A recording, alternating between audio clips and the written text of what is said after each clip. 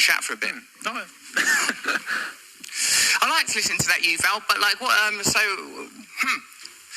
People are going to be able to hack our consciousness because they'll know so much about that. I suppose what I was thinking is, oh no, if I'd have been a kid in the future, in this sort of dystopian future where that game's invented that's watching my eyes and that game suggested, and I'm worried about my sexuality, I'd think, well, just look at the appropriate body part of the appropriate person for what's acceptable in the cultural context I find myself in. For example, if it was the man and the woman on the beach, simply look at the beach. Mm-hmm.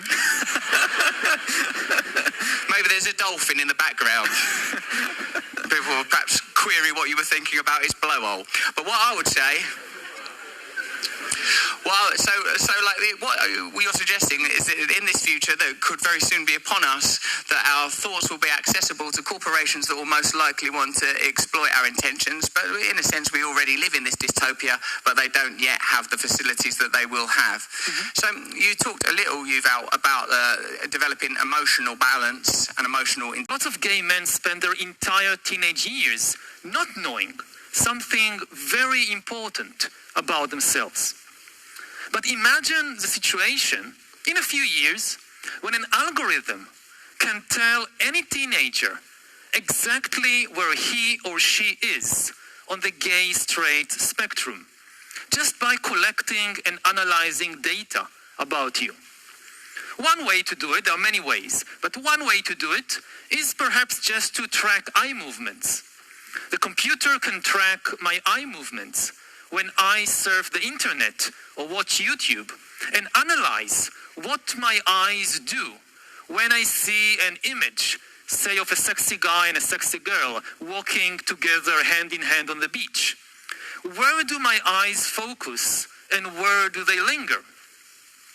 Now, even if you wouldn't like to use such an algorithm, to hear it from an algorithm, these news about yourself, what happens, let's say, if you find yourself in some birthday party of a kid from your class, and somebody has the brilliant idea that, hey, I just heard about this cool new algorithm that tells you your sexual orientation, and wouldn't it be so much fun if everybody take turns testing themselves on this algorithm with everybody else watching and making comments?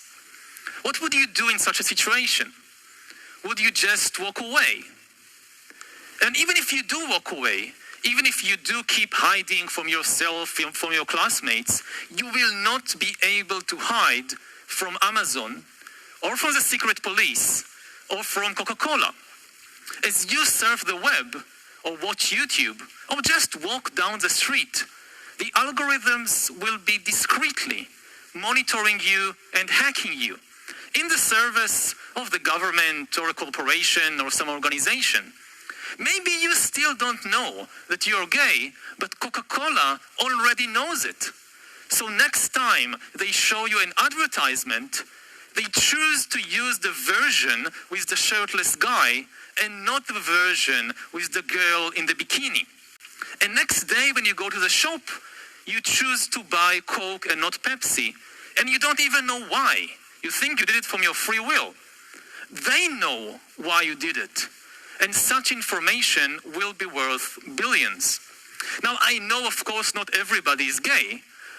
And as algorithms become better, they can not only guide and control humans, they might also replace humans in more and more jobs. You have let's say, a small elite exploiting the masses. And in the future, maybe the main struggle is the elite doesn't need you. There is nothing that you can do which is beneficial to the economical or political system. They don't need you. And this is a much, much harder struggle. Also, again, psychologically, to feel that you are not needed, that you are irrelevant, that kind of the world has passed you by, that's much, much more difficult than feeling that you're exploited. But, when you're exploited, they need you. You're doing something important. You have potential power. Isn't it then that dynamic that we most need to challenge, where there are elites upon whose largesse we are somewhat dependent, whether it is for exploitation or irrelevance? And in a sense, this is already an observable phenomenon. I'm sure everybody here knows people that are socially, irrelevant in the sense that possibly homeless or addicted to drugs or have mental health issues that mean they're no longer of monetary value and therefore are regarded as irrelevant by the system, regardless of oncoming technological advancement. Already today, not in the future, there are already huge percentages of the population the world over that are already regarded as irrelevant because they can't contribute monetarily. Yeah. So it's happening already. But it could become much, much worse. And